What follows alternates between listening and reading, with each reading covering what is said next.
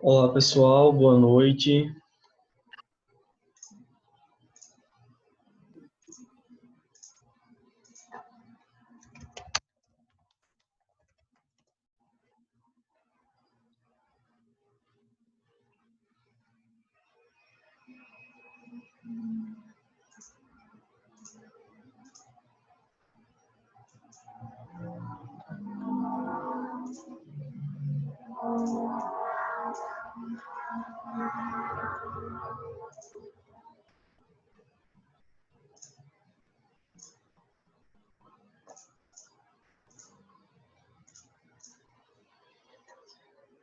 Boa noite, pessoal. André, Giovanni, Leandro, Roger, boa noite a todos.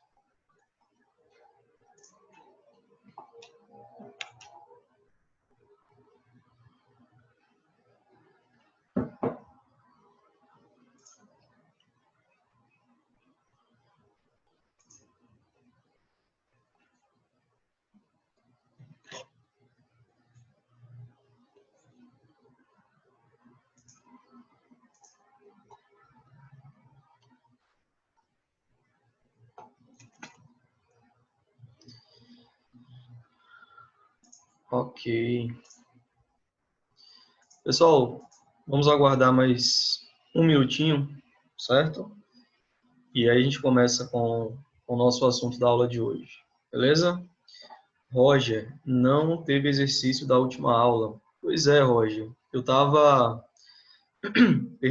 percebendo hoje, pessoal, que eu acabei esquecendo de anexar aí para vocês, né? O PDF do material apresentado na aula passada e exercício de fixação, que eu deveria ter feito esse final de semana. Então, vou ter que fazer isso, anexar tanto o material da semana passada como o material que eu vou apresentar para vocês hoje, amanhã, tá? Amanhã eu vou fazer esse envio aí para vocês, certo? Peço desculpas por esse esquecimento aí.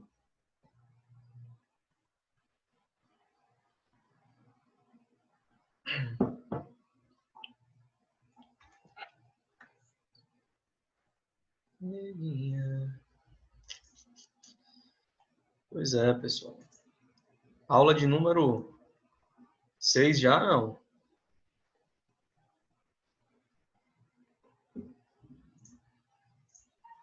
6 ou 5, né? Acho que é número 6. 5?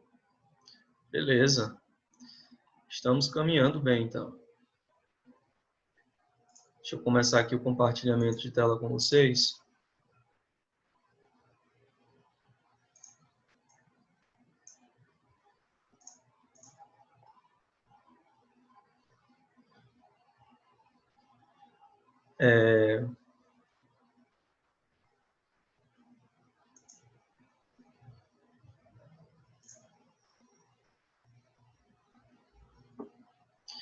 É 6, pessoal? Deixa eu dar uma olhada aqui.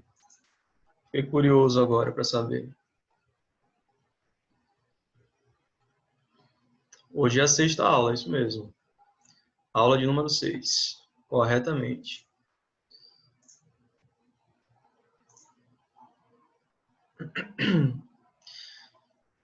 Isso. Tiago, eu tinha pedido para vocês me lembrarem sobre o assunto de regulação, né, normativa da ANEEL, a resolução 482, a gente vai estar falando sobre isso no começo da aula. Obrigado aí pela lembrança, mas eu acabei me recordando um pouquinho antes da aula e já deixei separado aqui o material para falar sobre isso com vocês também, tá? Deixa eu só organizar aqui uma coisa, pessoal, para a gente poder dar início.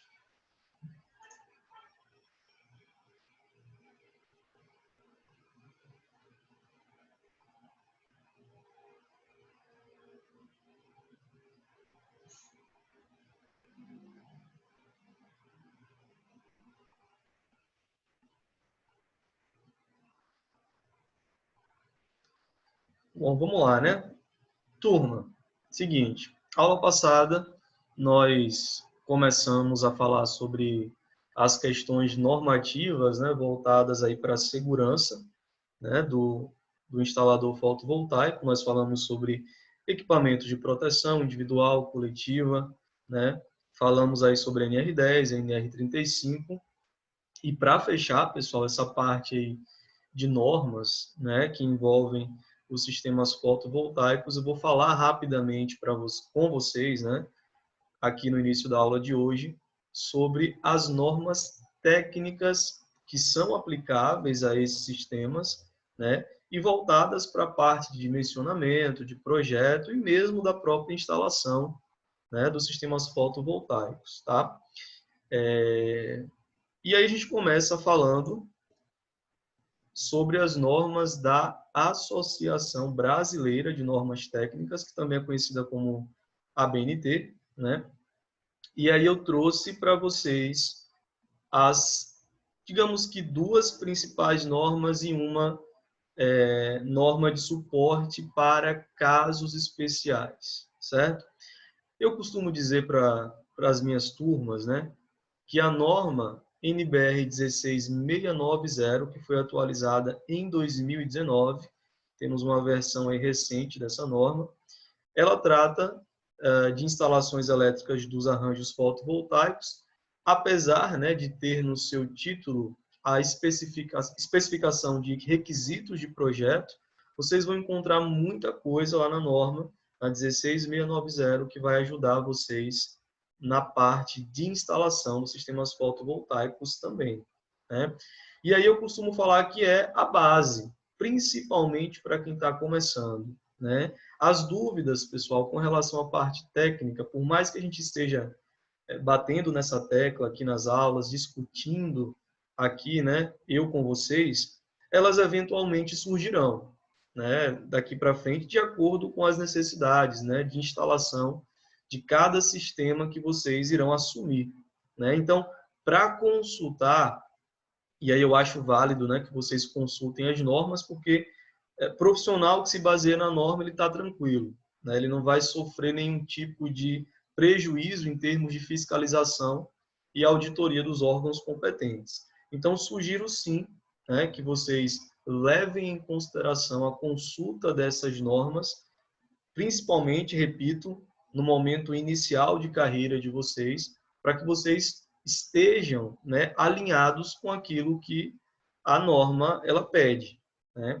Então, além da 16690, nós temos também a 16274, que é uma outra norma voltada aí para requisitos mínimos, né, de documentação, ensaios e comissionamento, inspeção e avaliação de desempenho também.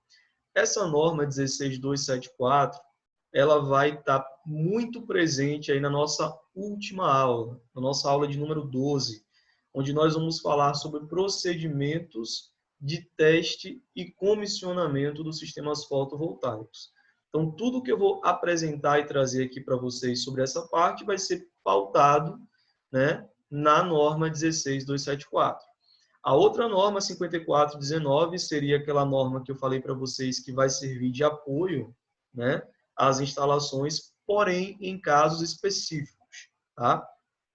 A 5419, pessoal, ela não é diretamente ligada, ou melhor dizendo, né, ela não se limita especificamente a sistemas fotovoltaicos apenas, né? É uma norma que trata de sistemas de proteção contra descargas atmosféricas em geral.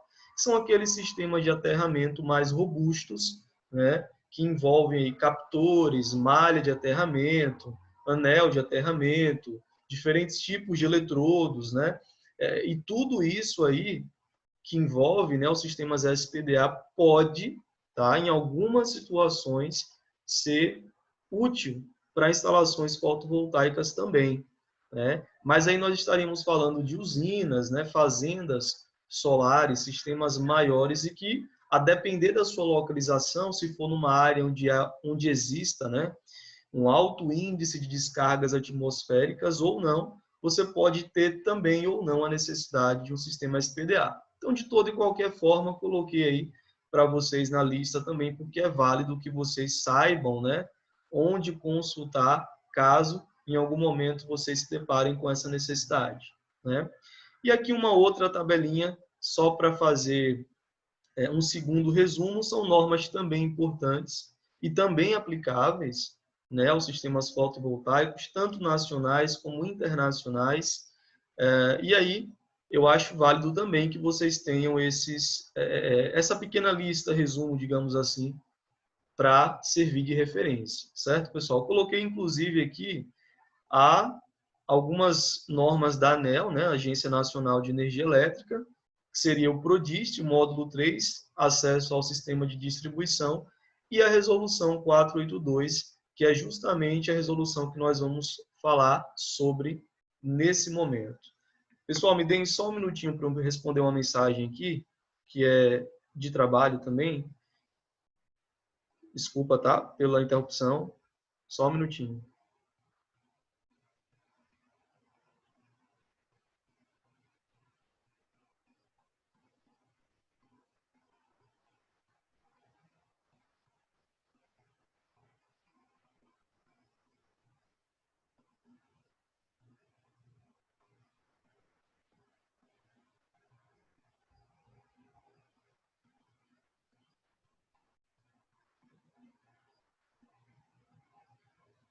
Ok, desculpa aí, tá, pessoal, pela interrupção.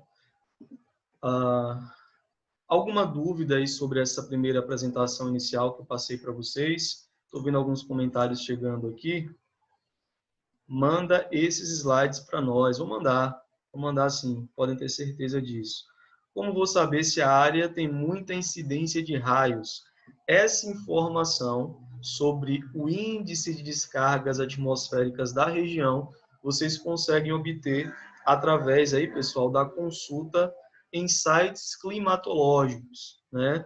Ou melhor dizendo, meteorológicos, né? Que tratam aí das condições climáticas e aí você consegue essa informação.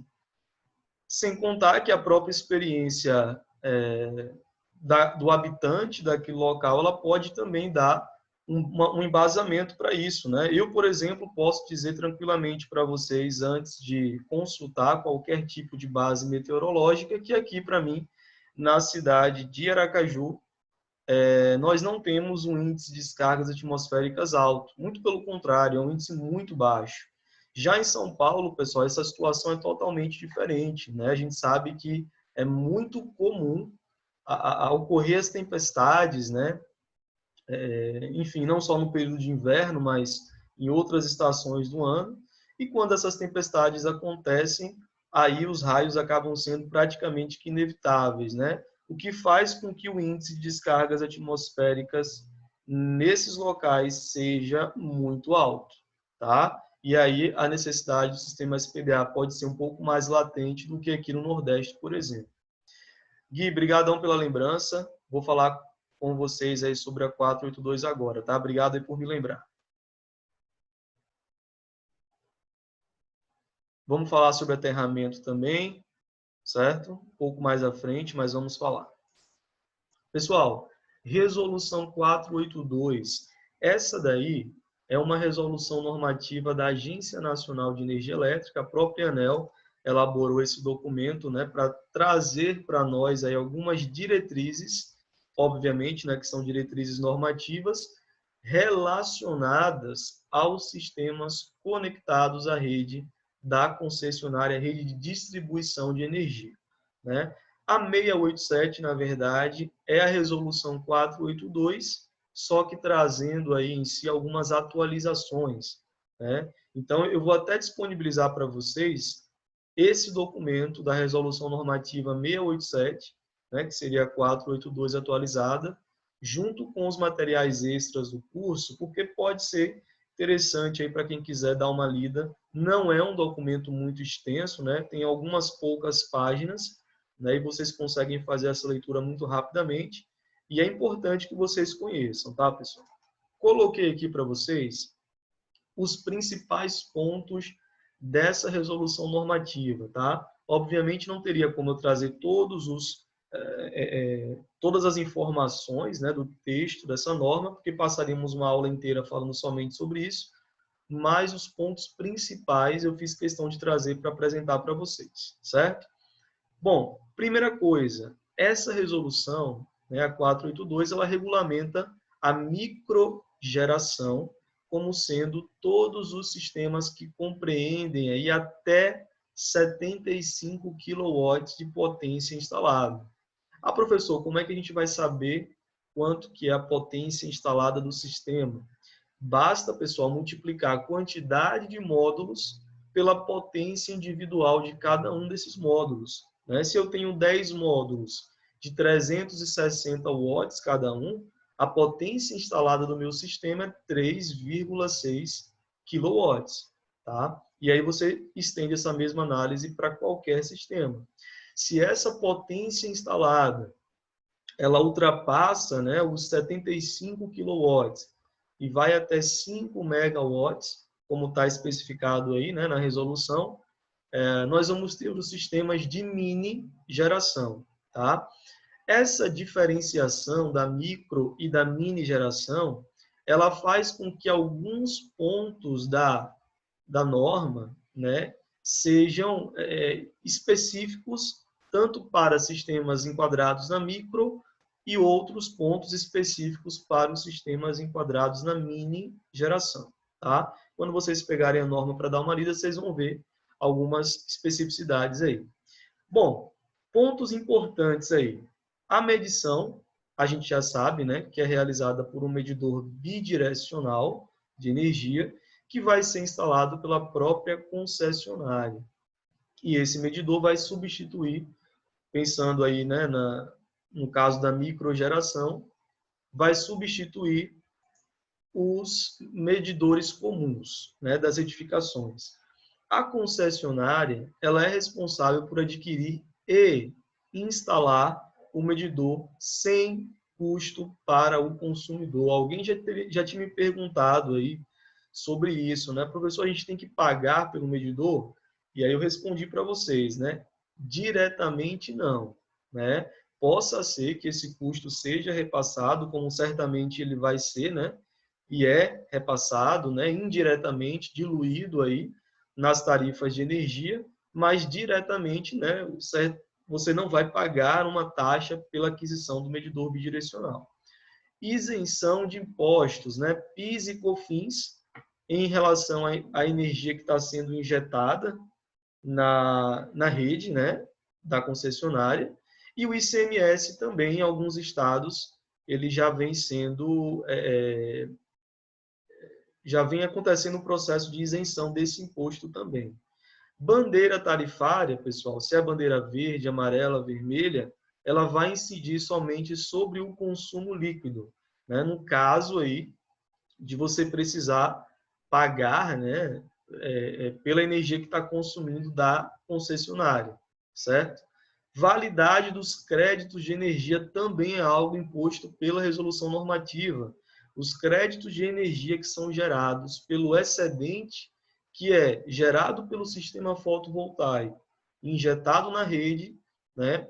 Esses créditos vão ser válidos por 60 meses ou 5 anos, né? Então, vocês têm aí tempo mais do que o suficiente para poder utilizar esses créditos e fazer com que eles não se percam, né? Crédito gerado é crédito compensado. E para auxiliar, né, nesse sistema de compensação de créditos de energia, a própria resolução traz para a gente algumas modalidades, né, digamos assim, de compensação, né, desses créditos. Dentre elas, autoconsumo remoto. O que é o autoconsumo remoto? Você tem um sistema fotovoltaico instalado na sua casa, por exemplo, e você tem mais 2 outras casas, além dessa, né, que tem o sistema instalado. Nesse caso, todos os créditos de energia gerados, né, nessa edificação aí, né, onde o sistema está instalado, podem ser utilizados para abater as faturas de energia de outras casas que sejam, né, cadastradas no mesmo CPF, a fatura de energia, daquela onde o sistema está instalado. Além disso, pessoal, essas 2 ou 3 casas precisam estar sob a área de concessão da mesma concessionária de energia, certo? E aí você consegue utilizar esses créditos para poder abater no consumo de outras unidades consumidoras. No mesmo CPF ou CNPJ, no caso aí da pessoa jurídica, né? Geração compartilhada é uma outra modalidade que nós temos aí prevista na Resolução 482, que trata de condomínios, cooperativas, consórcios, onde todas as unidades consumidoras desses conjuntos aí, de geração compartilhada, condomínios, cooperativas, etc., elas vão usufruir dos créditos gerados pelo mesmo sistema fotovoltaico, né? Ou seja, nós podemos ter um único sistema fotovoltaico, né, gerando créditos para várias unidades consumidoras, desde que elas se enquadrem nessa modalidade aí de geração compartilhada, tá? Uma coisa que eu esqueci de falar para vocês, né, é que nesse sistema aí, vamos pensar no autoconsumo remoto, né, que foi o exemplo anterior, onde o cidadão ele tinha uma casa com um sistema fotovoltaico instalado e mais outras 2 casas aí no nome dele, né? E aí eu falei para vocês que ele poderia utilizar os créditos de energia para compensar o consumo de outras casas cadastradas no mesmo CPF ou CPF no caso, né? Que são casas. A porcentagem desses créditos que você quer direcionar para essas outras unidades consumidoras é informada por você à concessionária. Então, você pode simplesmente falar o seguinte, ó, eu quero que 60% dos créditos de energia sejam utilizados para compensar o consumo no próprio local onde está havendo a geração de energia, e dos 40% restantes, eu quero 20% para cada uma das 2 outras casas que eu tenho, né? Então, esse controle da porcentagem dos créditos, vocês também têm como ter, né, havendo esse contato e essa informação, essa comunicação com a distribuidora de energia. Consumidores livres, pessoal, eles não podem participar do sistema de compensação de créditos, né? Consumidor livre é todo aquele consumidor que ele compra a energia diretamente do gerador, né? Da fonte geradora através aí das comercializadoras de energia. Não há uma interface com as concessionárias de energia. Se não há essa interface e você está comprando energia de outro vendedor, né, que não a própria distribuidora, você não vai naturalmente participar desse sistema de compensação de créditos, tá? Geralmente, quem é consumidor livre é aquele consumidor que tem aí de 500 kW de demanda contratada para cima. Então, são grandes indústrias, grandes edificações, né? Podem ser prédios comerciais, né? Desde que se enquadre nessa característica, né, digamos assim, de haver 500 kW ou mais de demanda contratada. Nesse caso, você pode solicitar, né, uma mudança e sair do mercado cativo e entrar no mercado livre, que é justamente esse mercado que eu estou falando para vocês aí de comprar energia diretamente do gerador, tá? Custos de adequação, como eu falei para vocês, né, a substituição do medidor vai ser responsabilidade da concessionária de energia, né, no caso aí da microgeração, e no caso da mini geração, né, esses custos de adequação eles vão ser endereçados ao acessante, né, que no caso seria o dono do sistema. Eu acho interessante que eu estava aqui em casa, até agora há pouco não estava passando uma moto aqui na avenida. Só foi eu começar a aula com você, já passou umas 5 aí, no mínimo, né? Mas é isso mesmo, faz parte. Pessoal, para quem tiver ficado com alguma dúvida com relação a consórcio, cooperativa, coloquei para vocês aqui esses 2 parágrafos, tá?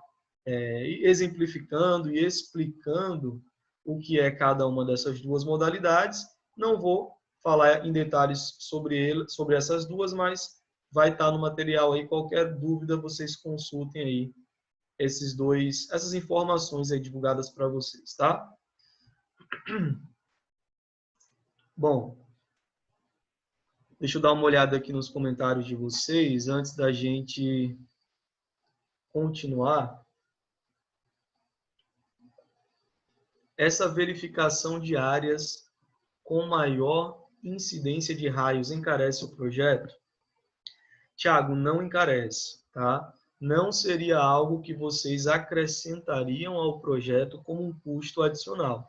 O custo adicional seria se você precisar, se você entender que há necessidade de fazer a instalação de um sistema SPDA, né, Sistema de Proteção contra Descargas Atmosféricas, em paralelo ao sistema fotovoltaico. Aí sim, vai haver um custo adicional considerável, no caso, né, em cima do orçamento do projeto. Para fazer essa verificação, que é algo muito simples, né, como eu comentei com vocês, geralmente o pessoal não inclui isso no projeto, tá? Esse mês vai ser bandeira vermelha. Sim, sim, sim, sim. Pessoal, vamos maneirar aí no consumo, né, de energia, porque não está fácil. Essa bandeira vermelha aí desse mês, ela vai dar uma despesa, né, um pouquinho maior para a gente em termos de consumo de energia. Então, seria um momento interessante para a gente fazer um racionamento, né, de energia nas nossas casas. Quem tem o seu sistema fotovoltaico instalado, fica mais tranquilo, né? Não precisa ter essa preocupação, digamos assim, mais de perto com essas bandeiras tarifárias, mas é válido para todo mundo aí essas recomendações. Tem alguma fórmula para calcular quanto vale em reais esses créditos? Eu sei que a venda não é possível, é só curiosidade. Mozia, não existe uma fórmula, pelo menos não é do meu conhecimento que haja, essa fórmula para fazer essa conversão de créditos para reais, justamente pelo que você falou aí na pergunta, né? Esses créditos eles não são enquadrados como venda de energia para a concessionária, né? Esses créditos eles são, como o próprio nome diz, né, do sistema, compensados em cima do consumo. Então, é como se fosse mesmo um abatimento.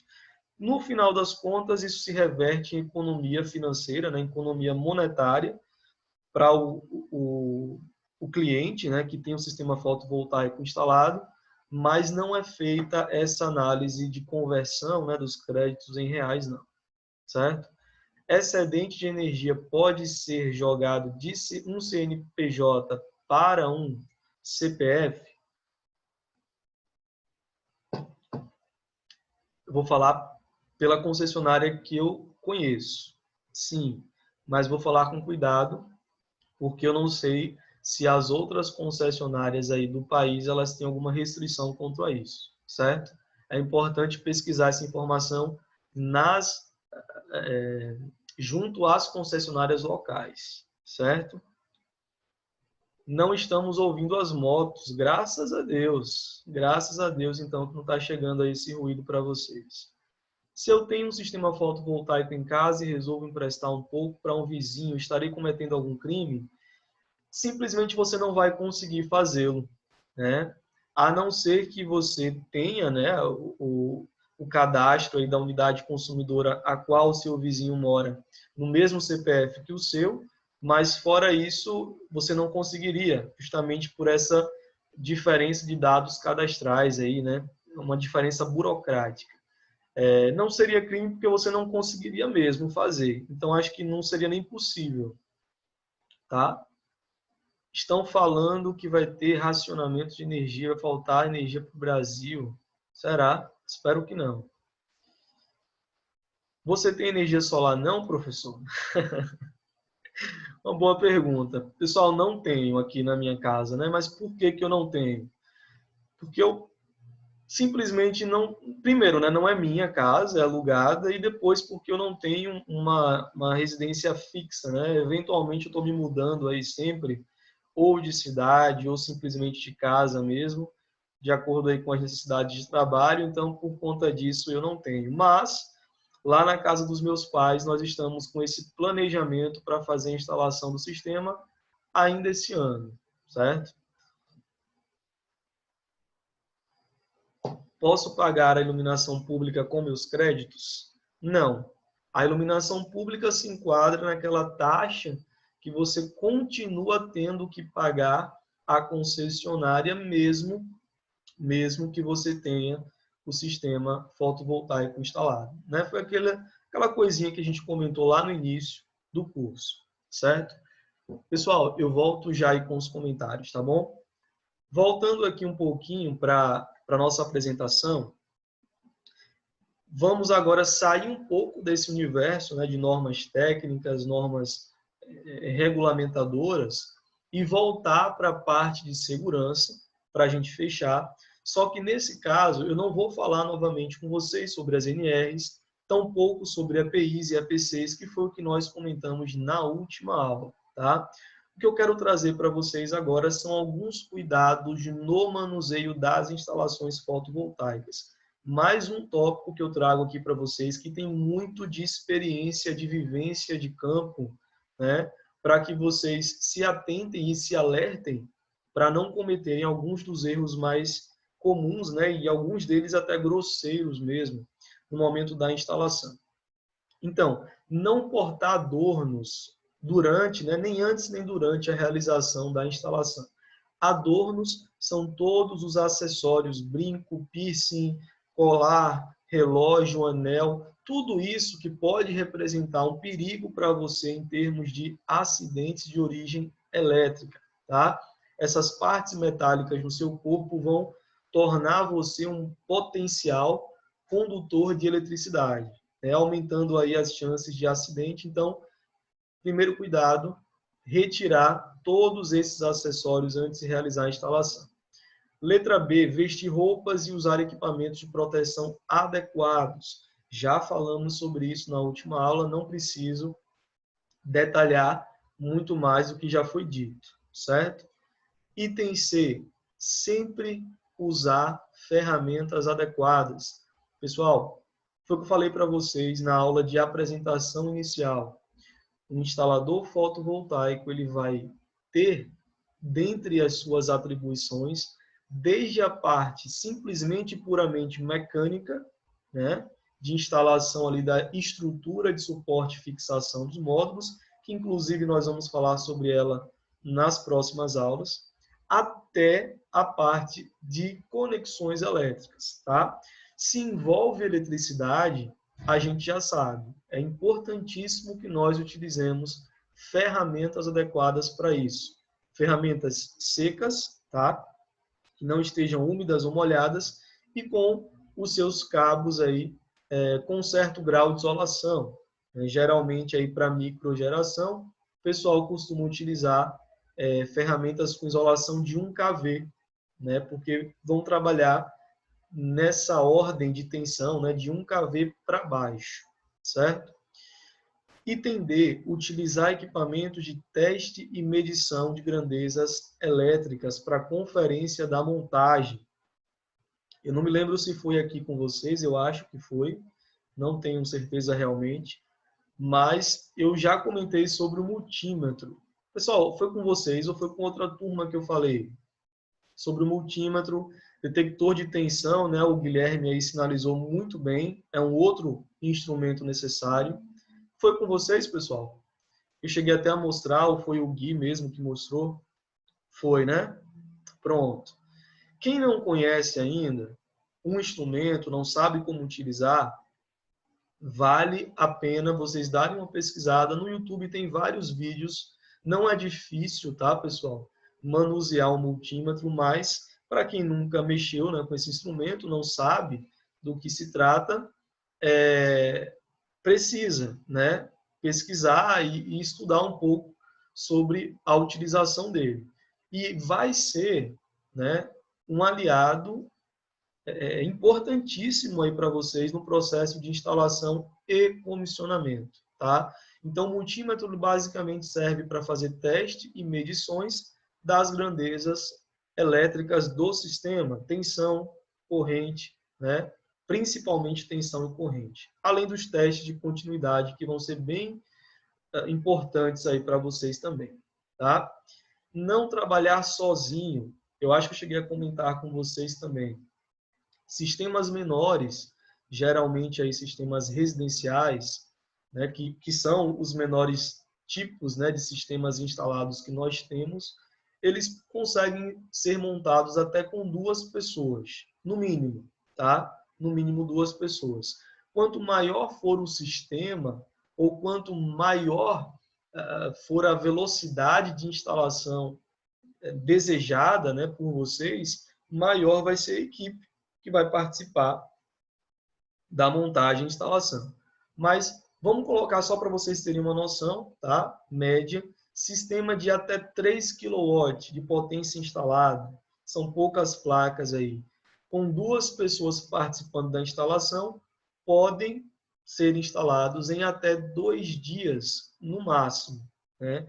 Então, é algo realmente muito prático a instalação, e vocês vão perceber isso, né, na prática. E quanto mais experiência e mais agilidade você tem com o processo, mais rápido fica a instalação. Ah, professor, se for a casa de um cliente que é muito complicado, o telhado é de difícil acesso, teve adequação que foi necessária, a gente só descobriu na hora, teve que fazer, aí já é uma outra história. Para esses casos em particular, a instalação pode chegar até 3 ou 4 dias, mesmo para esses sistemas pequenos, mas eu considero um tempo de instalação razoável a bom, né? Falando aí até em termos de mercado mesmo para vocês. Bom, pessoal, mais alguns cuidados, né? Durante a realização das conexões elétricas, impedir que a radiação solar incida sobre o módulo fotovoltaico. Na prática, ninguém faz isso, né? O que esse item está dizendo é que o ideal seria que vocês cobrissem os módulos fotovoltaicos com uma manta opaca, porque desse modo vocês estariam impedindo que a radiação penetrasse no módulo e que ele tivesse os seus terminais energizados, né? O objetivo desse item aí é falar para vocês, ó, preferencialmente trabalhe com sistemas desenergizados, NR10. Na prática, vocês não vão fazer isso, porque nenhuma empresa faz, né? Então, já que vocês... E vão fazer a instalação de dia, né? Porque de noite é algo realmente muito mais perigoso para que a instalação seja feita. Então, como vocês vão trabalhar durante o dia e os módulos vão estar expostos ao sol, saibam que vai haver um risco considerável. Risco não, né? Os módulos de fato vão estar energizados, porque vão estar expostos ao sol. Então, tenham cuidado, principalmente com as conexões aí elétricas, né, entre módulos e componentes, né, demais componentes do sistema, para não se acidentarem.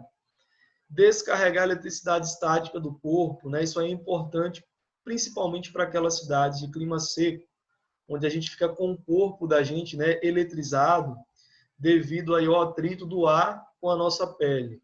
Então, essas cargas elétricas que ficam acumuladas na superfície do nosso corpo, ao tocar um condutor, né, pode ser um cabo, por exemplo, essas cargas vão tender a fluir do seu corpo para o outro ponto de menor potencial, e aí pode ocasionar uma sensação de choque também. Fazer conexões elétricas respeitando sempre a polaridade e instruções do manual. Chamo a atenção sobre isso, pessoal, principalmente com relação ao inversor, né? Conexão dos cabos que vem do arranjo de módulos à entrada do inversor, e também, tá? Também a conexão dos cabos do arranjo com a string box, né? Todos os componentes do sistema fotovoltaico, eles têm esse cuidado, os fabricantes já prevendo, né? Poderiam haver aí alguns erros, né, de inversão de polaridade, e de fato esses erros acontecem. Os fabricantes já colocam, né, muito bem identificado cada terminal, né, cada parte dos componentes que deve ser conectado ao positivo e as outras partes que devem ser conectadas ao negativo do sistema. Então, se atentem a isso. Demais dúvidas, existem os manuais, vocês podem e devem consultar para evitar os erros de inversão de polaridade. Antes de conectar ou desconectar o sistema, certifique-se de que a carga está desconectada, evitando um arco elétrico. J. Desembale os módulos, os painéis, né, com cuidado, evitando danos nas molduras, no vidro e na proteção posterior e também nos condutores elétricos dos módulos, tá? Os painéis deverão ser desembalados e manuseados por 2 pessoas. Ah, professor, isso aí é besteira. Você pode até achar que isso aí é besteira. Só que o módulo, pessoal, ele pesa, em média, 23 quilos, tá? Falando aí do módulo, dos módulos mais utilizados nas instalações reais, né? Dos sistemas aí que vocês vão instalar. E o módulo é grande, né? 2 metros quadrados ou um pouco mais do que isso. Então, para você manusear sozinho, né? E o módulo, enfim, pegar em falso esse módulo e acabar escapando das suas mãos, caindo e se danificando, né? Principalmente ali na parte do vidro de proteção, não é muito difícil de acontecer, não. Inclusive, eu já vi um relato, né? De um aluno, né, que ele no começo aí das instalações ele foi inventar de querer fazer tudo sozinho e acabou danificando um módulo e a empresa teve que correr atrás da substituição, né, porque não era culpa nenhuma do cliente. Então isso aí também é importante ter esse cuidado.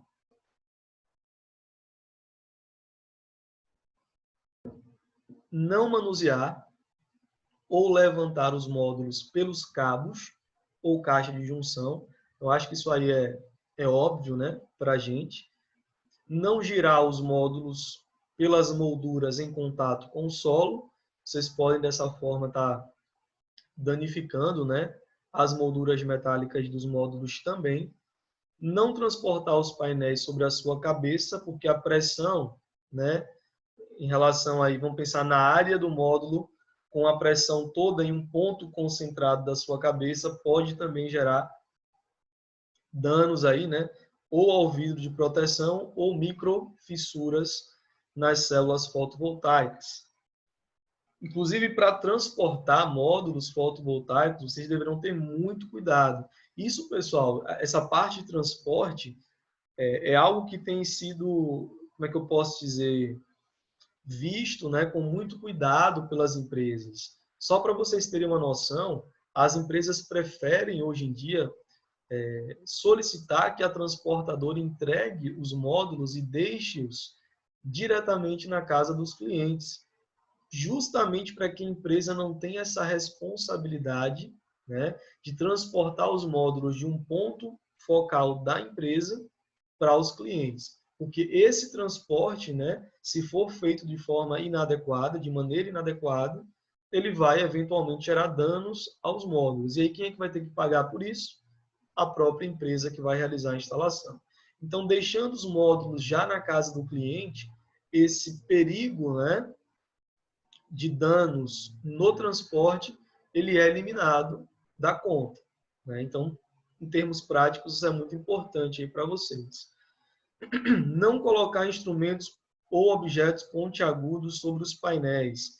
Fui ajudar recentemente aí um amigo numa instalação do sistema fotovoltaico, né?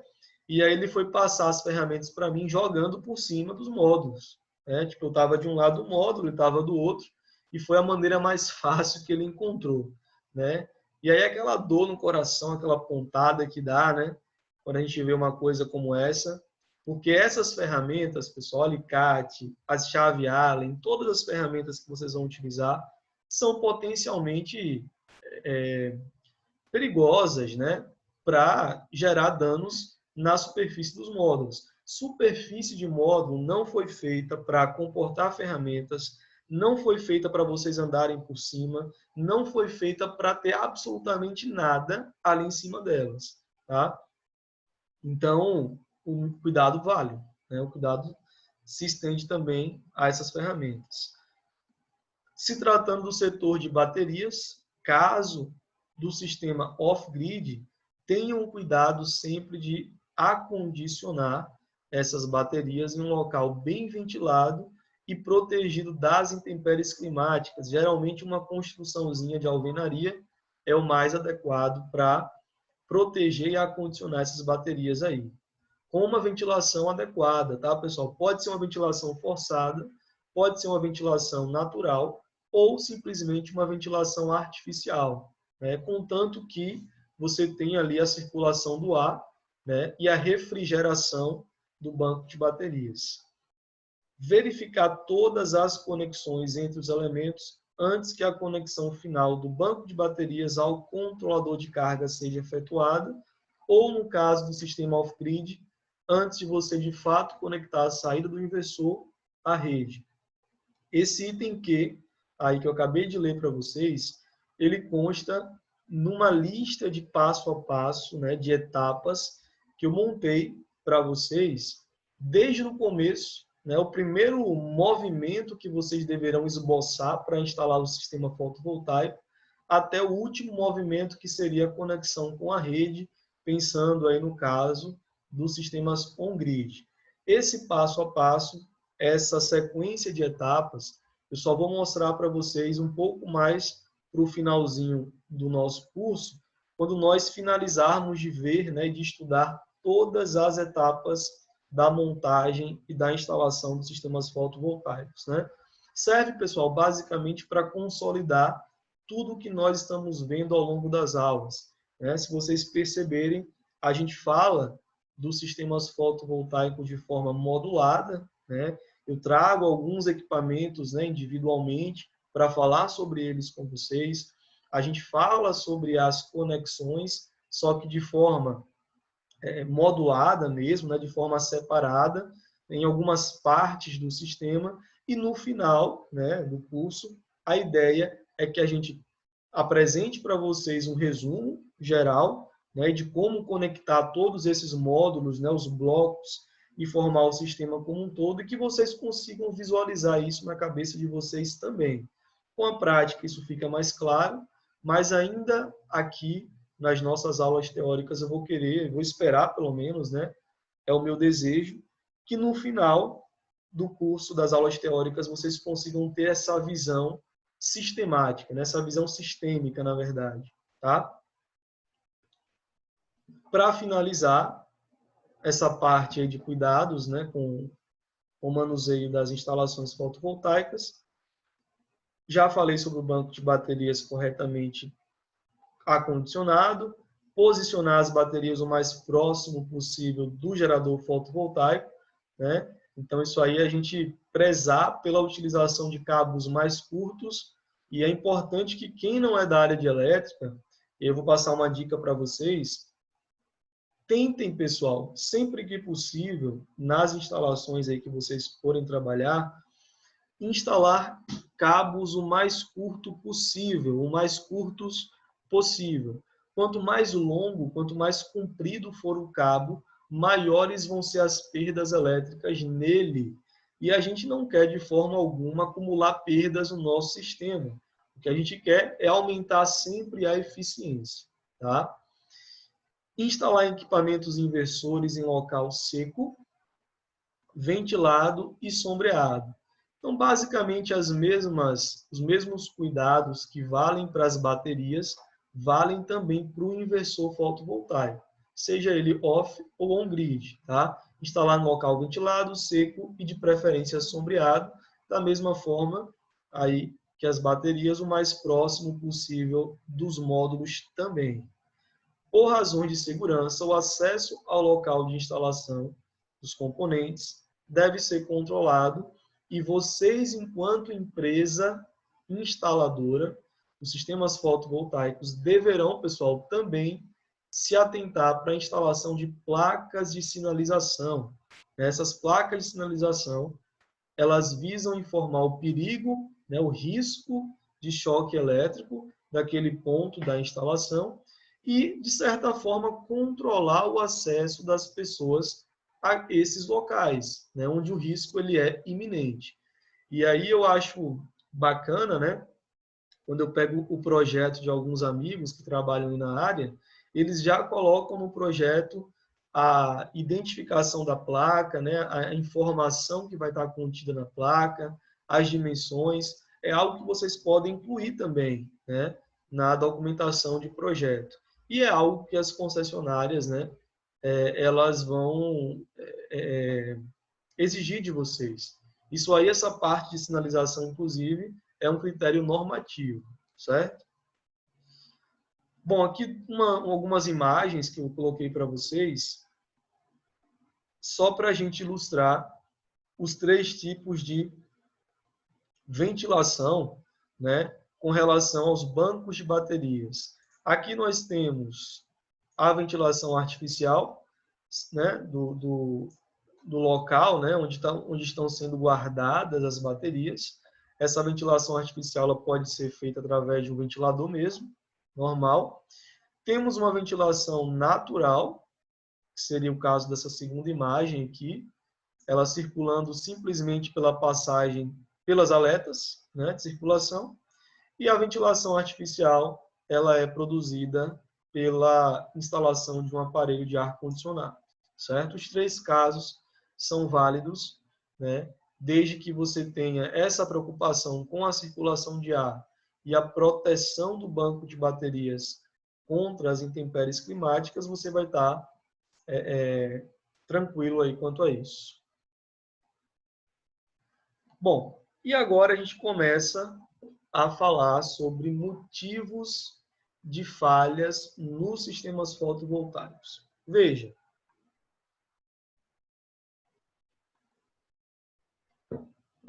assim como esse tópico, né, de cuidado nos manuseios da instalação fotovoltaica que eu acabei de apresentar para vocês, esse próximo tópico que nós vamos começar a ver a partir de agora, né, motivos de falhas, é também um tópico pautado não só na literatura, né, que nós conhecemos aí com relação à instalação de sistemas fotovoltaicos, mas também muito na minha experiência diária, né?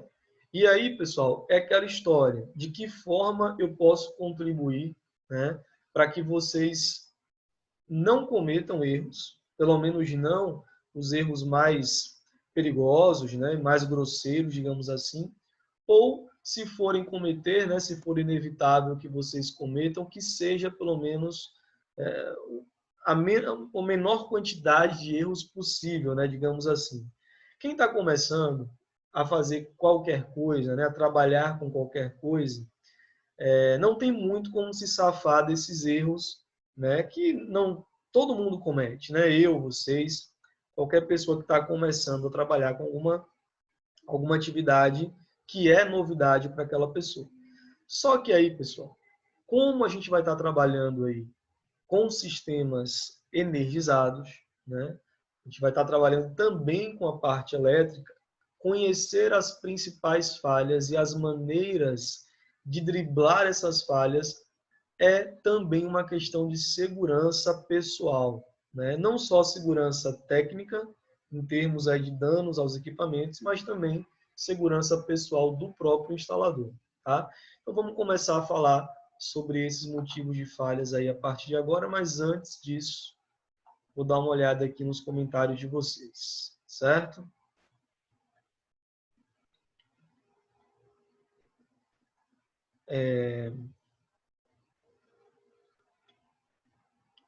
Além do multímetro, a caneta de detecção é uma boa ajuda para saber se há corrente no local.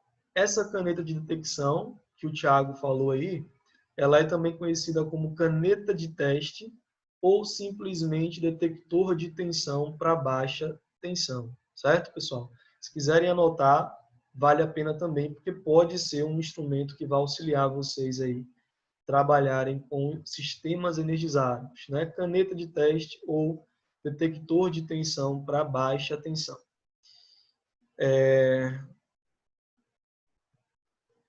Tapar os módulos, de alguma forma, pode ajudar nas conexões não energizadas, uma vez que se energizam a receber luz? É como eu falei para vocês, pode ajudar, mas ajuda, na verdade, mas não é feito, né? Não vou dizer para vocês que na prática vocês vão fazer isso, porque eu sei que vocês não vão. Né? As empresas não fazem isso porque vai atrasar a instalação, né? Se for um sistema pequeno, beleza, não tem problema nenhum, mas quanto maior a dimensão do sistema, quanto maior o tamanho do sistema, mais tempo, né, levaria porque seria uma etapa a mais de cobrir e descobrir os módulos. O professor tem no próprio alicate amperímetro um detector de tensão. Às vezes tem gente que tem e nem sabe. Beleza. Na verdade, se você tem um multímetro, né, você não necessariamente precisa do detector de tensão, né? Claro que vai facilitar a detecção, né, a chave de teste, mas com o próprio multímetro ou alicate amperímetro, vocês podem fazer essa detecção, né, se há tensão, se há energia ali naquele ponto ou não.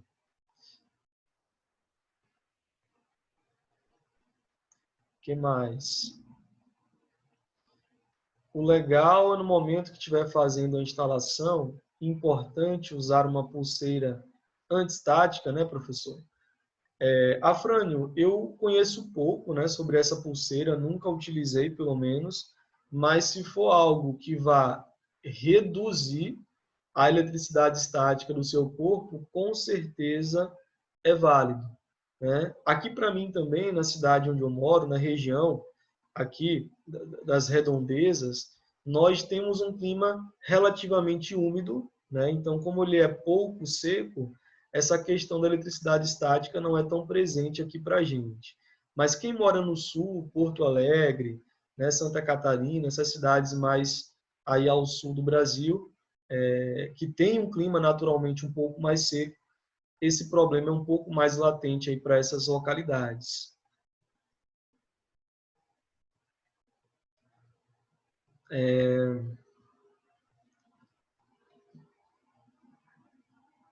Vamos ver aqui a próxima pergunta. Professor, o senhor já viu um painel fotovoltaico feito de grafeno? Cara, ao vivo e a cores não. Confesso para você, nunca trabalhei com um painel de grafeno, não. Eu sei que existem as pesquisas aí que têm sido feitas, desenvolvidas com esse material, mas eu nunca trabalhei diretamente com um painel de grafeno. Percebi que em algumas residências onde possuem a energia solar, no poste da residência tem uma placa informando geração de energia elétrica própria, risco de choque. Essa placa é obrigatória nas instalações e o técnico deverá providenciar? Sim, vocês deverão sempre, em qualquer instalação, prover o sistema, né, fotovoltaico dessa identificação, que pode vir tanto lá na medição, como também próximo ao equipamento inversor do sistema fotovoltaico. E aí, pessoal, vocês vão ser espertos, né, obviamente, e nessa própria placa colocar o emblema lá, né, da empresa de vocês, da marca de vocês, que já serve como uma divulgação e uma forma de marketing, né? Quando aquele cliente receber visitas e a visita perceber que há um sistema fotovoltaico instalado, prontamente ela já vai ver lá, né, na placa de identificação, de sinalização, na verdade, a empresa que fez a instalação vai buscar as referências e aí já ajuda, inclusive, até no marketing para vocês. Há um padrão para colocar as baterias, por exemplo, uma ao lado da outra ou uma em cima da outra? Cara, padrão nesse sentido não há, né? O que você vai fazer é dispor as baterias ali, né, da forma que melhor convier a você, né? Enfim, facilitando nas ligações de uma bateria com a outra, né? Deixando espaço para a circulação do ar, tendo essas preocupações, mas padrão mesmo não podemos dizer que há, né, um padrão.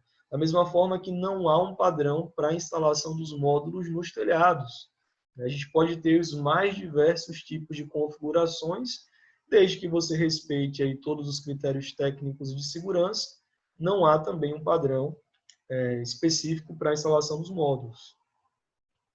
A ligação do inversor na rede elétrica é feita pela concessionária ou pelo profissional.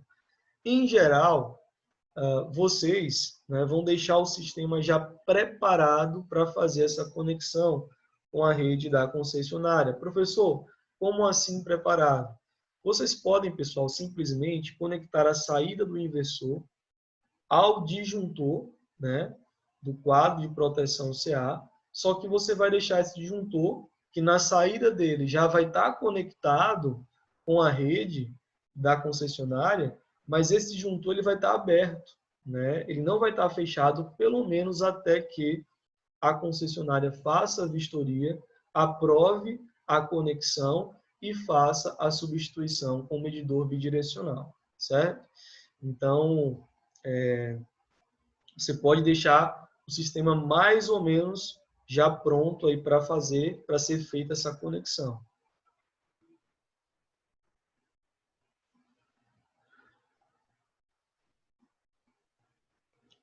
Kleber, estou prestando atenção em tudo, está sendo um pouco difícil porque nunca trabalhei na área. Kleber, fica tranquilo, qualquer coisa, como eu falei para vocês, que a gente pega para aprender, né, do zero, que nós nunca tivemos nenhum tipo de contato anterior, as dificuldades naturalmente elas vão surgir.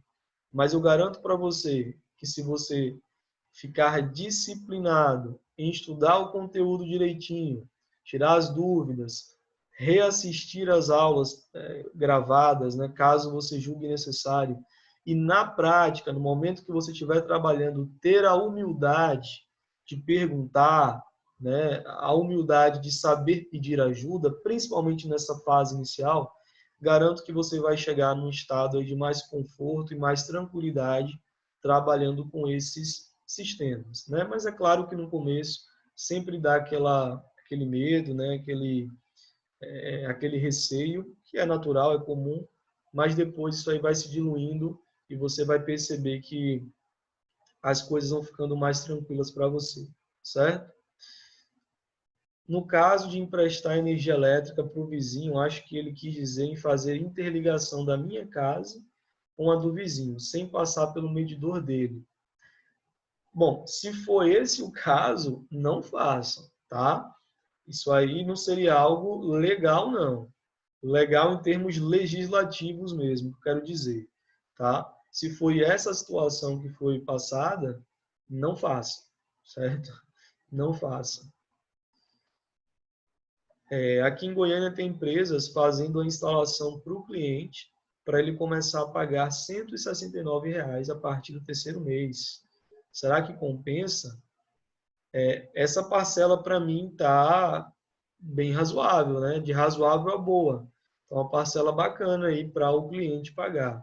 Geralmente, pessoal, o que as empresas fazem é manter o valor da parcela, né, do sistema contratado igual ou próximo do valor médio que estava sendo pago nas contas de energia pelo cliente, né?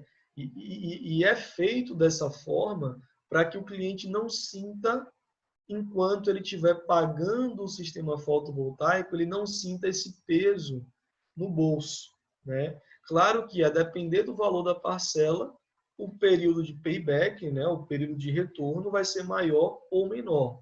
Mas as empresas têm feito justamente isso, né? Elas tentam adequar a prestação com o valor que era pago pelas faturas de energia, para que o cliente sinta, né, que nesses primeiros anos em que ele vai estar pagando o sistema, ele não teve nenhum aumento no seu orçamento rotineiro.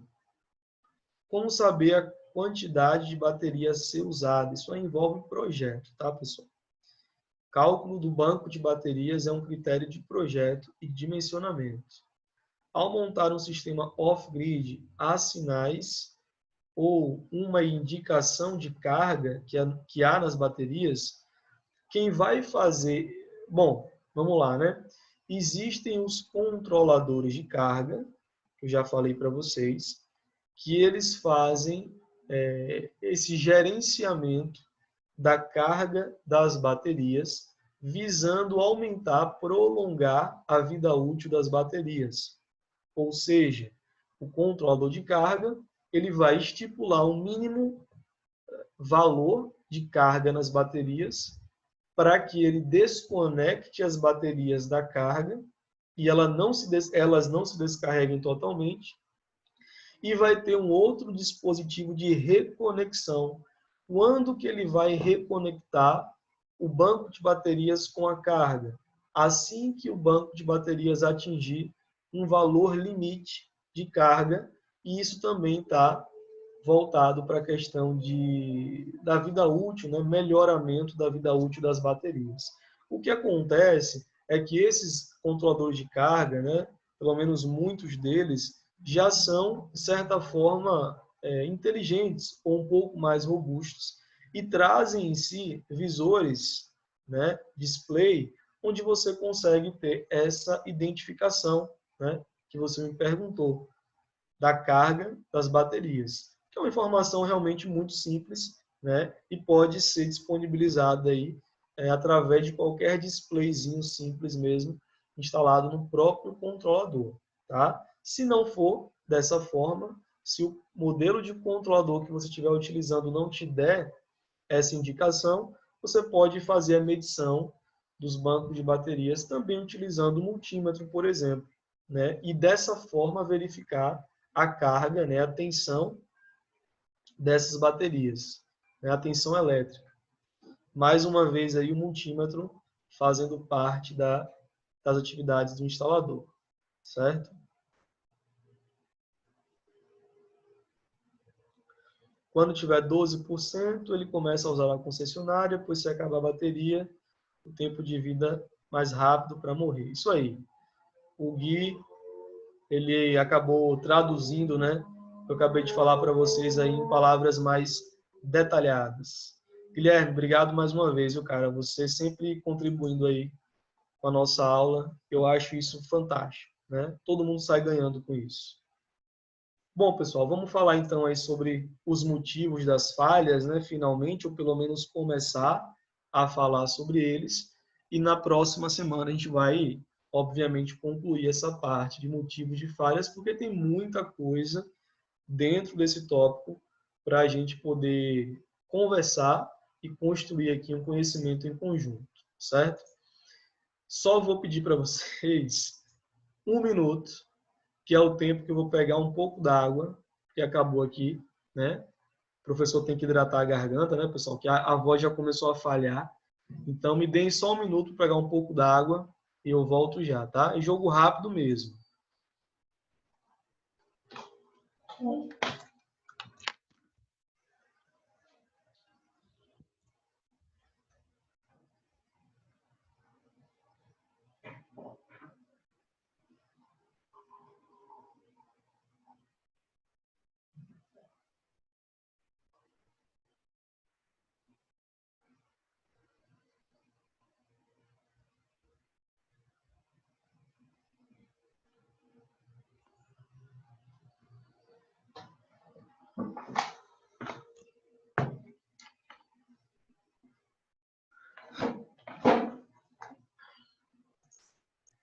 Voltei, hein? Não deu nem 1 minuto.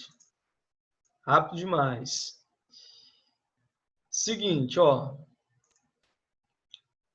Dentre todas as falhas que nós vamos falar nesse tópico,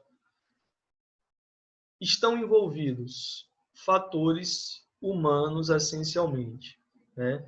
Essas falhas que eu vou estar apresentando para vocês, por terem origem, né, no fator humano, que é justamente o instalador, né, que faz a interface aí do sistema com as falhas, digamos assim, é justamente o que nos interessa conhecer.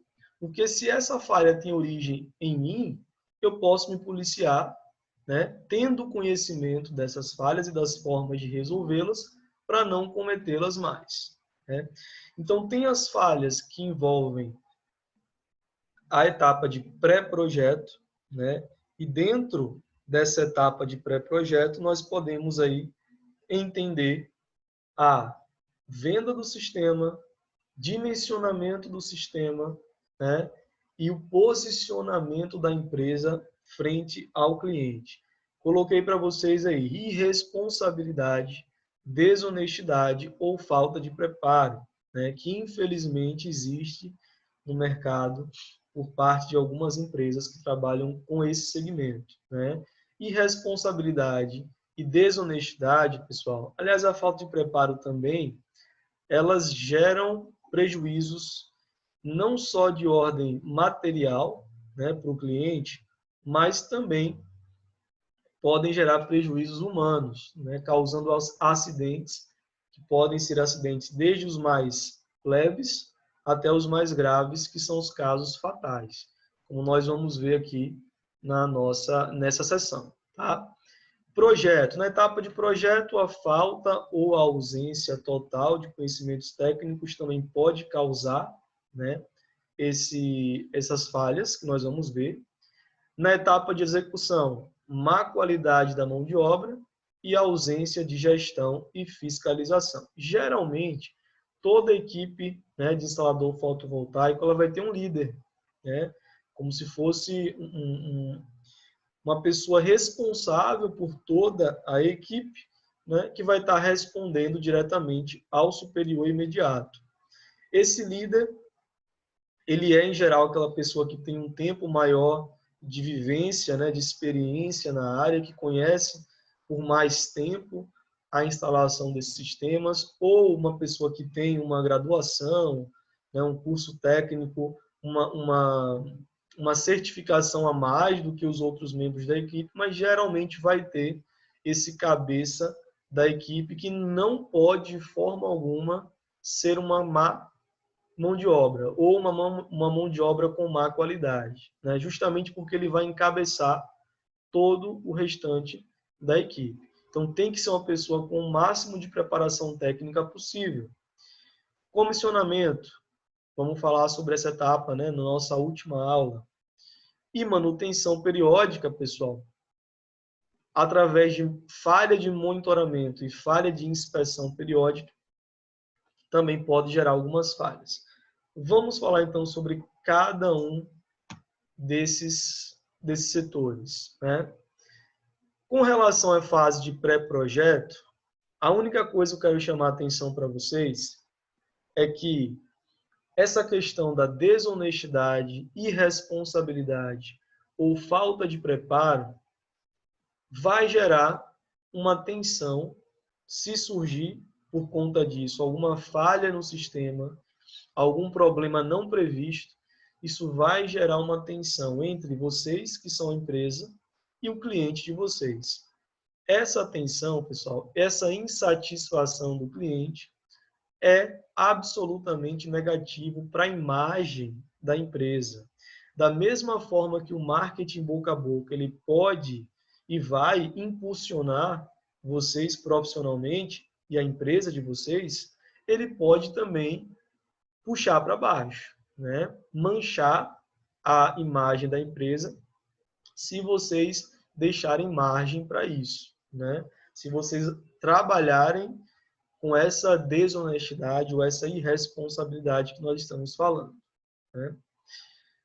Bom, em termos técnicos, na etapa de pré-projeto, para evitar falhas mais graves, a gente sempre recomenda que vocês utilizem a fatura de energia e o histórico de consumo do cliente da fatura mais recente para poder dimensionar o sistema. Ah, professor, mas eu posso fazer também o dimensionamento a partir das cargas instaladas que eu conheço do meu cliente. Poder pode, né? Isso aí não é algo impossível ou errado. Mas, se vocês utilizam o próprio histórico de consumo, as chances de vocês errarem o dimensionamento real do cliente de vocês, tanto para mais como para menos, serão chances baixíssimas, né? Porque você vai estar trabalhando em cima daquilo que está sendo registrado na realidade pelo consumo do seu cliente, né? Então, isso ajuda a minimizar erros. Dica para vocês, existem alguns softwares, alguns programas de computador que nessa etapa aí de dimensionamento podem auxiliar muito vocês. E aí eu trago basicamente duas dicas de dois softwares, que é o PVSYST e o PVSOL. eu trabalho com esses dois, né? Então posso assegurar para vocês que são softwares muito, como é que eu posso dizer? São muito bons, né? Eles trazem resultados muito bons para essa etapa de dimensionamento. E também dá para simular a operação do sistema fotovoltaico antes mesmo de fazer a instalação dele. Então, é uma ferramenta que vocês podem utilizar até para se sentir mais seguros, né? Para ter um embasamento a mais no processo de dimensionamento, para quem for trabalhar com isso, né? Aqui é só dica, tá, pessoal? Bom, agora eu vou querer a participação de vocês, mas antes de fazer a pergunta, porque eu vou querer que vocês utilizem aí o nosso chat para participar comigo, eu vou dar uma lida aqui para responder as últimas dúvidas que vocês incluíram no nosso chat.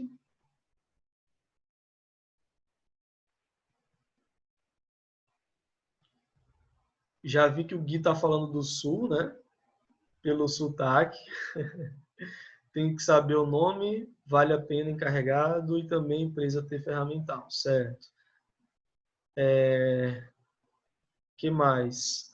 É gratuito? Esses softwares, pessoal, eles não são gratuitos, né? Vocês têm que pagar pela licença, mas eles têm uma versão grátis, que é uma versão de teste, que vocês podem utilizar pelo tempo que vocês quiserem, sem pagar absolutamente nada. A única diferença é que a versão teste ela não vai possibilitar que vocês utilizem todas as ferramentas do software. Algumas vão ficar bloqueadas, naturalmente, né? Mas quem quiser utilizar, né, como ferramenta de trabalho oficial, realmente, eu sugiro que vocês paguem a licença. Não me perguntem quanto que está a licença, porque eu não lembro mesmo, né? O que eu estou utilizando quando eu utilizo é cadastrado já por uma empresa, então não sou eu que faço o pagamento da licença, então não vou saber dizer para vocês, mas eu sei que é paga. Por que dimensiona o sistema pela média e não pelo pico de consumo do cliente? Olha, o pico de consumo do cliente nem sempre revela um consumo, um valor contínuo ou um valor frequente de consumo do seu cliente. Se você pega o valor de pico, você pode estar correndo o risco de pegar um mês, um único mês do ano, em que o seu cliente ele consumiu o dobro da energia que ele consumiu no restante dos outros meses do ano. Então, se você dimensionar o sistema pelo valor de pico, existem grandes chances de você superdimensionar o sistema fotovoltaico. Ou seja, dimensionar para atender uma realidade que não é a realidade comum daquele cliente. É uma realidade esporádica de um mês ou outro, e isso vai realmente encarecer o sistema para nada, né? Esses slides estão sendo já disponibilizados para vocês, né? No link de material de aula que eu mando aí nos grupos do WhatsApp.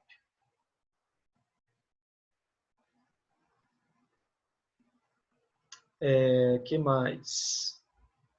Essa versão gratuita, você consegue gerar uma proposta? Rapaz, veja, no software, nesses dois aí, tanto o PVSys quanto o PVSol, o que ele gera para vocês é um relatório com os dados simulados, né, os dados de dimensionamento. Esse relatório vai trazer informações como gráficos, valores em quilowatt-hora, valores em quilowatt, perdas, todas as informações que vocês podem incluir no orçamento.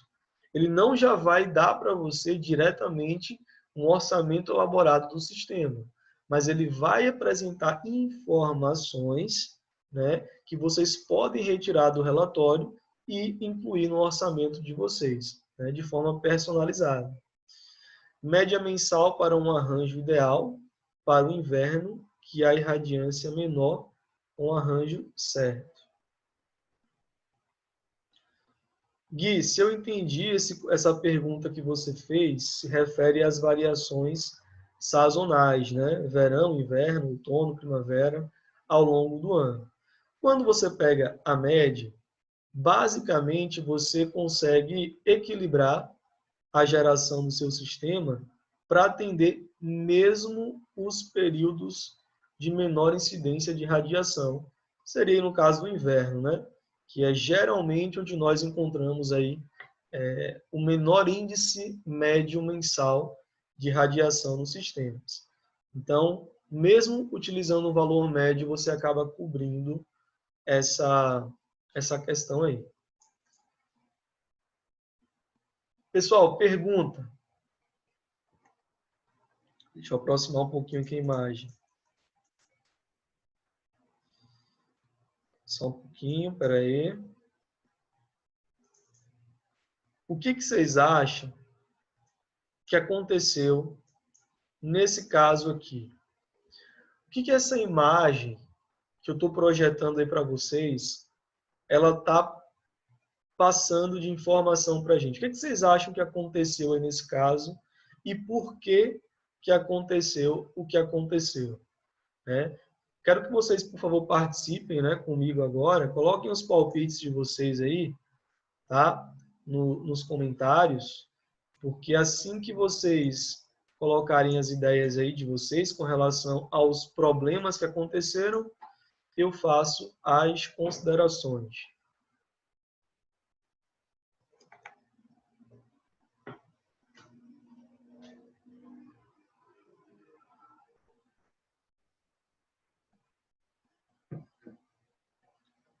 Pessoal, estou vendo aqui, tá? Os comentários de vocês. Podem responder. Estou lendo todos. Excesso de peso, estrutura não aguentou, falta de cálculo. Certo. Exatamente. Exatamente, pessoal. De uma forma geral, né, todas as respostas que vocês colocaram estão corretas, né?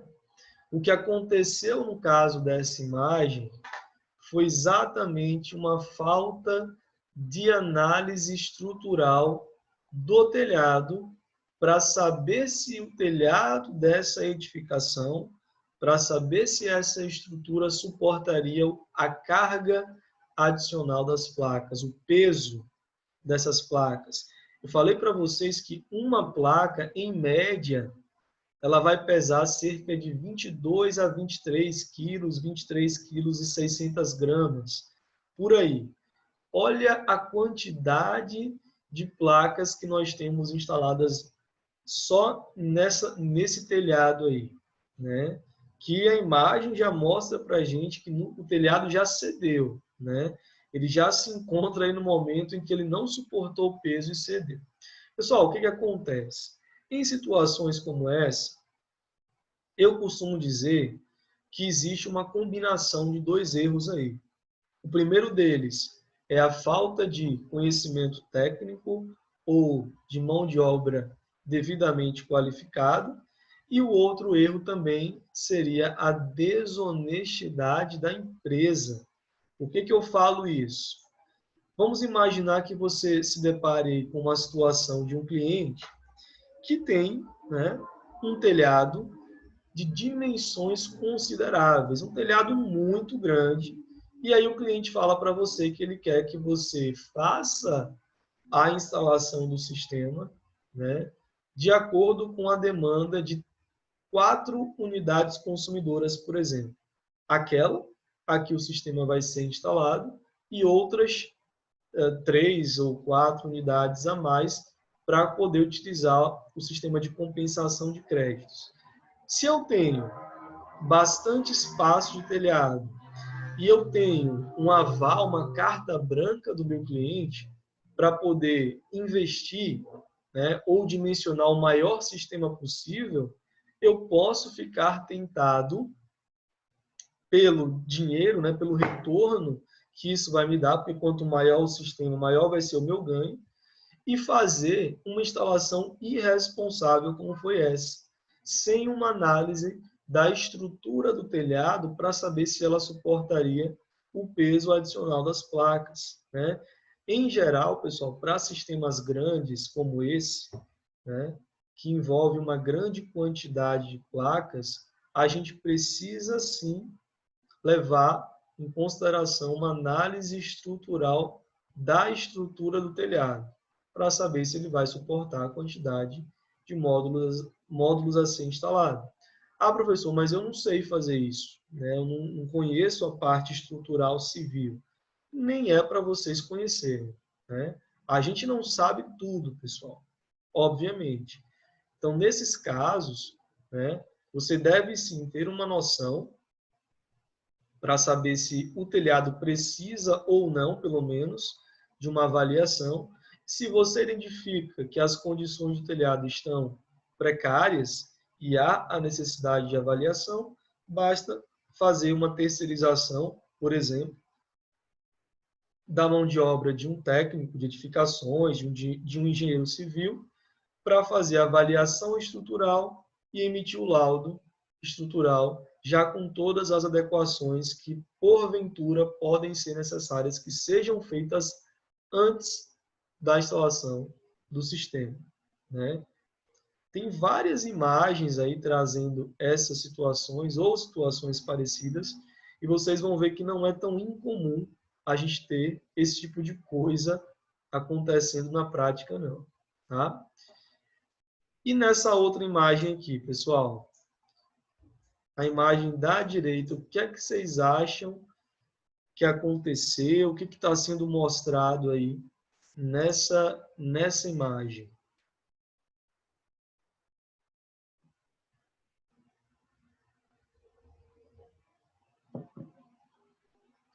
Olha só, o Rinaldo falando aí pra gente, né?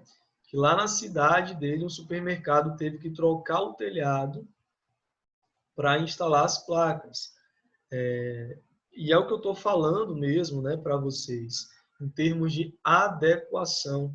É isso que seria adequar, né, a estrutura ao novo cenário que essa estrutura vai estar envolvida, que é um cenário onde vão haver várias placas instaladas sobre ele, né, sobre o telhado.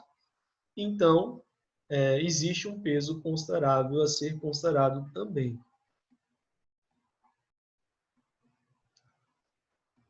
Tá. As respostas de vocês aí, com relação à segunda imagem, né? Queimou, pegou fogo, sobrecarga, certo? Ficou exposto ao calor? Não. O calor é proveniente aí das condições ambientais, né? Climáticas, vamos colocar dessa forma, não seria suficiente para gerar esse tipo de situação. Entrou em curto, arranjo de módulos gravam 5K, inversor 3K, fio de seção incorreta, ok. Famosa gambiarra, né, pessoal? Ligaram muita coisa junto e fechou curto. Rapaz, na verdade não houve, né? Já respondendo aí para vocês, nessa segunda imagem ela não se refere a um curto-circuito, né? Se refere sim a uma sobrecarga do inversor. Ou seja, foram conectados a esse inversor uma quantidade de módulos muito maior do que a capacidade limite do equipamento, do inversor. E essa sobrecarga tamanha, né, pelas questões aí, né, pelos limites térmicos do próprio equipamento e dos cabos também, né, que chegam até ele, gerou esse incêndio, né, no equipamento. Ele pegou fogo realmente. Esse, pessoal, é um caso mais extremo, tá? Obviamente, a gente não anda vendo o inversor pegando fogo por aí, mas a imagem ela existe e está presente no material para falar para vocês que não é impossível, não é improvável que isso aconteça, né? É realmente algo que pode acontecer. Eu me arriscaria a falar para vocês aí que uma outra coisa, além dessa sobrecarga que, enfim, afetou, né, e fez com que o inversor chegasse a esse estado, é a falta de uma string box, né? Essa entrada aí dos cabos que vêm dos módulos para o inversor, ela é uma conexão feita de forma direta, sem passar antes por um quadro de proteção e por dispositivos de proteção que teriam identificado essa sobrecarga antes dela chegar no inversor e desarmado o sistema antes que chegasse nesse ponto, né? Mas os cabos não passaram por uma string box, logo não houve nenhum tipo de dispositivo de proteção capaz de identificar, né, essa situação de sobrecarga e atuar abrindo o circuito. Então, infelizmente, chegou nessa situação aí. Pessoal, uma outra coisa, né, um outro fator que pode contribuir aí, né, para alguns acidentes de ordem mecânica do sistema, são aqueles acidentes que envolvem a carga dos ventos, né?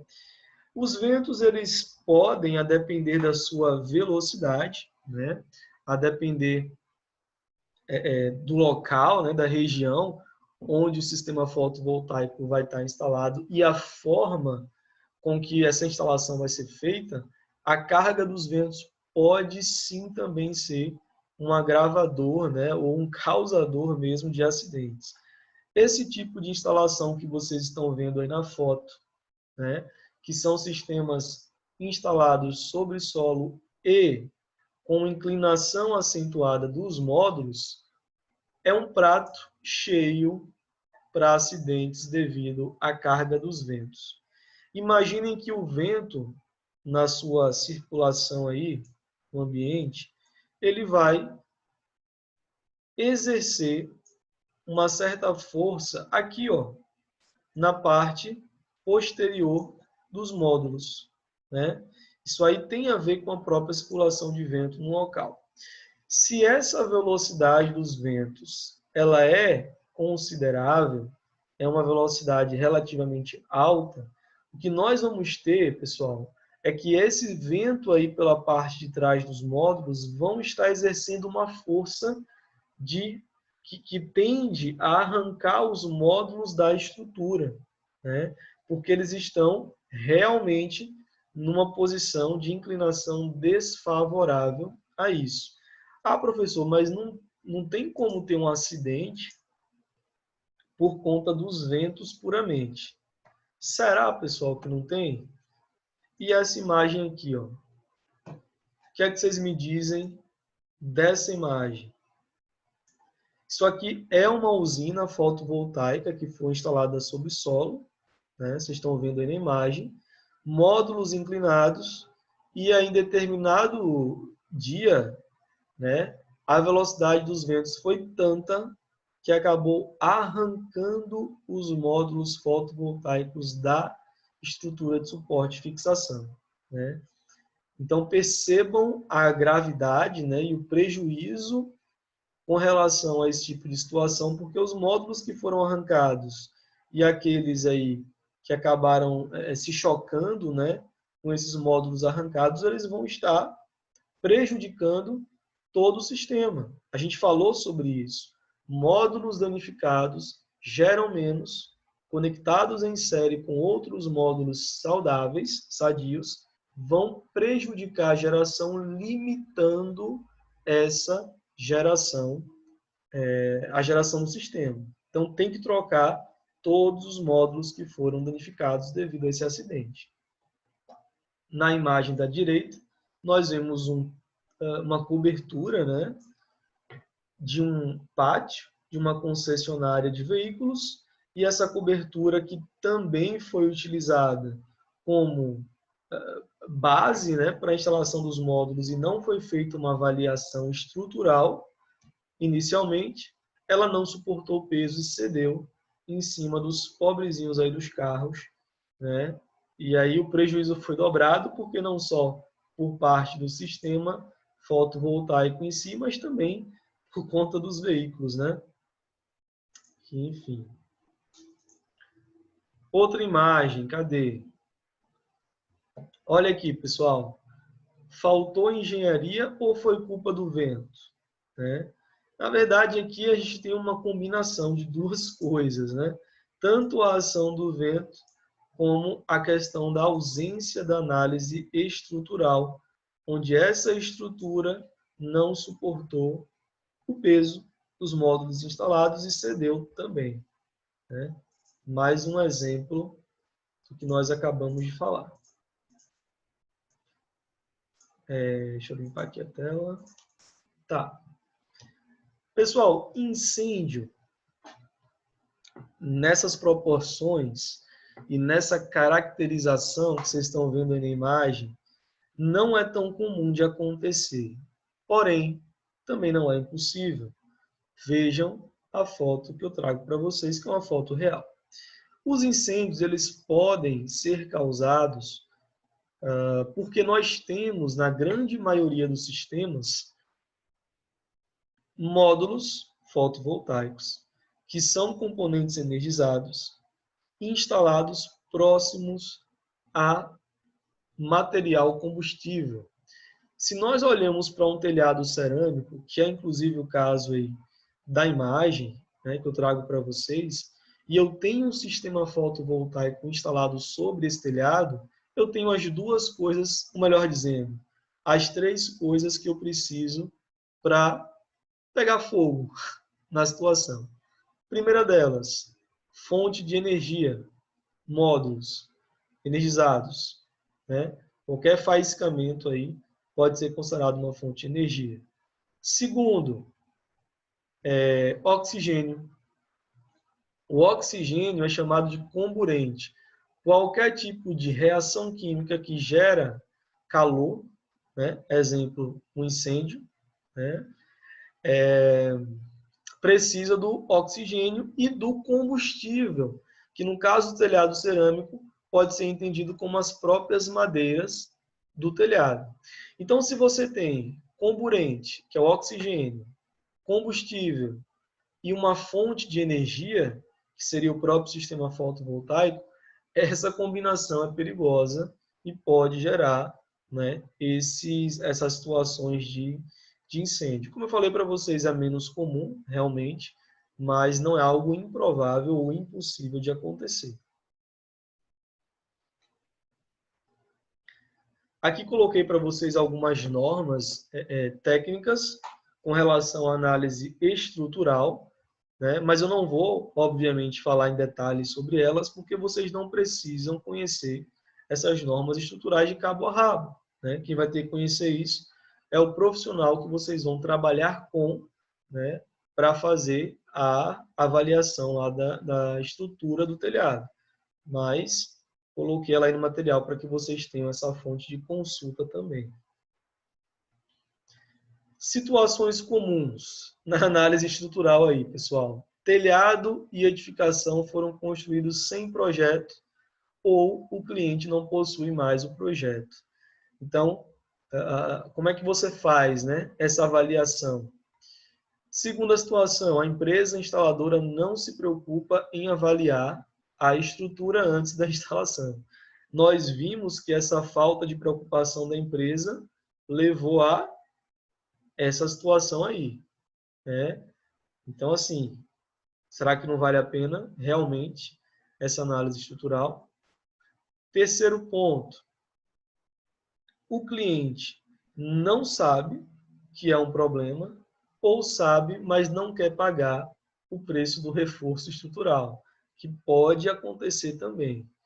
E aí eu abro outro parênteses para falar aqui para vocês o seguinte.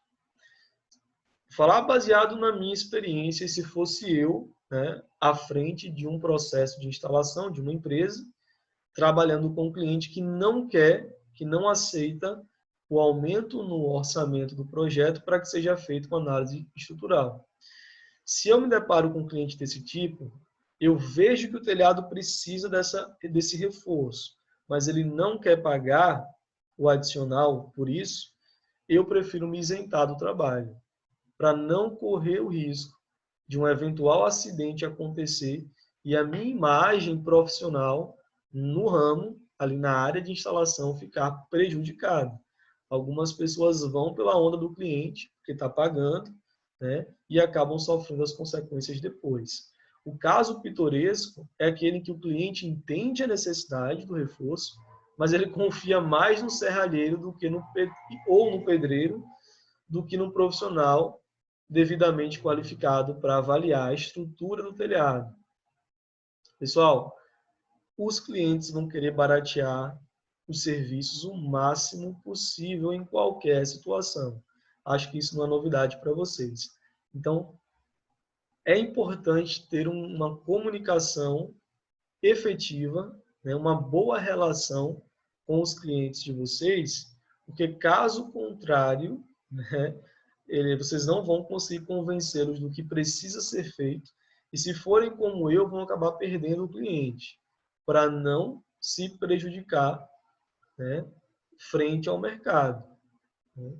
Então, assim, isso é prática, isso é o dia a dia. Tentar sempre convencer o cliente, né, ou fazer o correto sem aumentar o orçamento de forma significativa, para que vocês tenham as instalações tecnicamente adequadas, certo? Turma, na próxima aula, na aula da próxima semana, nós falaremos sobre manutenção. Aliás, não, perdão. Antes disso, existem uma série de outros slides ainda, onde nós vamos trabalhar essa parte de falhas ainda, tá, pessoal? De falhas técnicas. E eu acredito que na próxima aula a gente finalize essa parte de falhas técnicas e já entre na parte de manutenção e limpeza dos sistemas fotovoltaicos, tá? Nesse momento, vou dar uma olhada aqui nos comentários de vocês, tirar algumas dúvidas e aí a gente faz o encerramento da aula por hoje.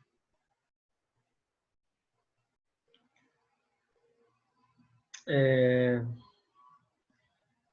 eu achar aqui qual foi a pergunta. Primeira, né?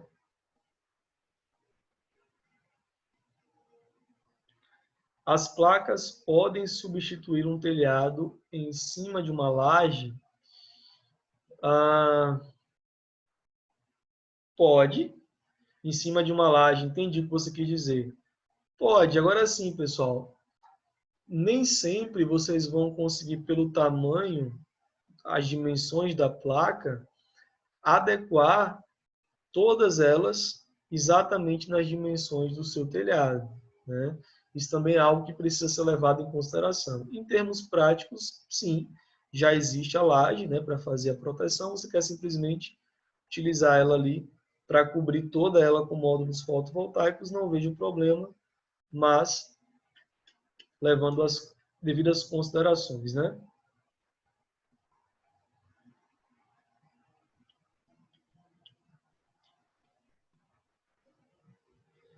Próxima pergunta.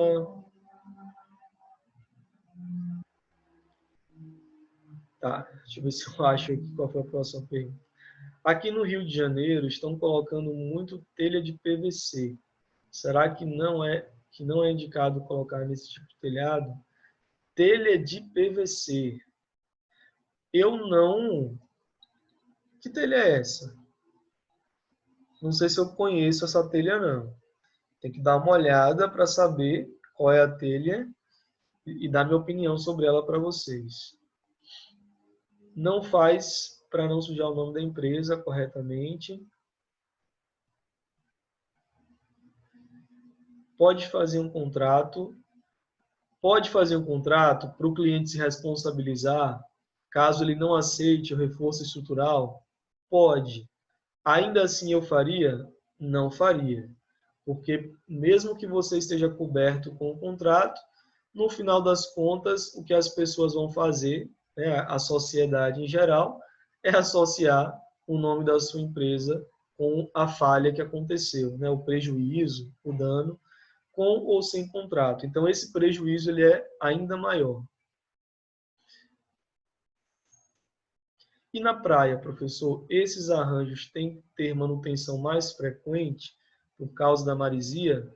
Sim. O ideal, né? O ideal é que essas inspeções periódicas, manutenções periódicas, sejam feitas com mais frequência, justamente pela característica abrasiva do local. Tá? Então, está correto na sua colocação.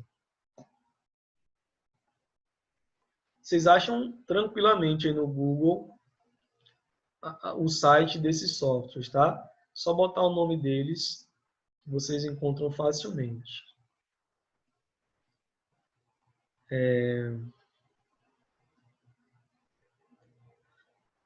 O exercício da semana passada, vou disponibilizar para vocês ainda, tá? Vou mandar amanhã, pessoal, que eu acabei esquecendo.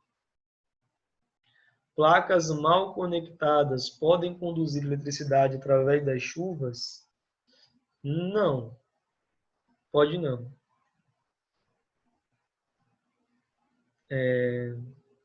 Imita a colonial, né? A telha de PVC. Vou dar uma olhada nessas telhas aí. Mais alguma coisa?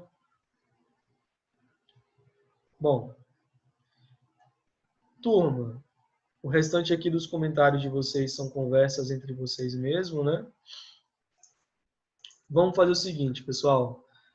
Demais dúvidas, entrem em contato comigo pelos nossos canais de comunicação ou tragam na próxima aula, tá? Amanhã eu vou estar enviando no grupo aí de vocês uma mensagem com o link de material de aula já atualizado com o material que foi apresentado hoje, material apresentado na aula passada e alguns exercícios de fixação para vocês, certo? No mais, bom restinho de semana para todos, bom São João, né? Não aglomerem, aqueles que forem aproveitar aí a data, né, comemorativa, e se cuidem, tá, pessoal? Semana que vem estaremos juntos aí, se Deus permitir, tá? Forte abraço a todos, fiquem com Deus, uma boa noite aí para vocês.